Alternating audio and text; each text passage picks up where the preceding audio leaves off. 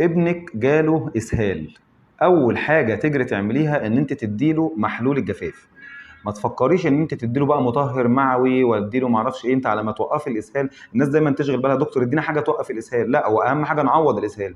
انما وقف الاسهال على ما توقفيه يكون الطفل اتصفى ودخل في جفاف، والجفاف عمل له فشل كلوي، يبقى كده احنا ايه بنهزر. اول حاجه نعملها لما الطفل يجي له اسهال ان انا ادي محلول جفاف وبعد كده اكشف. انا ما اعرفش الاسهال ده بسبب نزله معويه ولا باسباب اخرى. خلاص، فمش كل الاسهال هيروح يتعالج بفلاجيل وانتينال والكلام اللي انتوا حافظينه. لا، الاسهال عرض لمشاكل كتير. اهم حاجه تعمليها وانت في البيت تدي محلول جفاف، وبعد كده نروح نكشف بقى نشوف الاسهال ده بسبب نزله معويه، بسبب ما اعرفش اسباب اخرى. فخلينا ايه ننقذ الموقف الاول بمحلول جفاف. اللي مش عارف محلول جفاف اسمه ايه واللي مش عارف محلول جفاف بتاخد ده ازاي يبعت لي، وانا هبعت لك الفيديو فيه الطريقه. في محاليل جاهزه وفي اكياس. طبعا الاكياس احسن من الجاهزه عشان رخيصه بس، انما ده ينفع وده ينفع.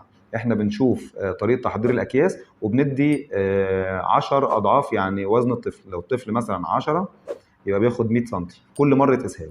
لو الطفل 5 كيلو بياخد 50 سم اللي هو ربع كوبايه الميه يعني. خلاص، هبعت لكم فيديو بالتفصيل بالكلام ده لو محتاجينه. المهم محلول الجفاف هو المنقذ لحد ما نكشف، مش ناخده ونقعد برضه وارد يكون فيه مصيبه ودي علامه من علاماتها. ماشي، شكرا.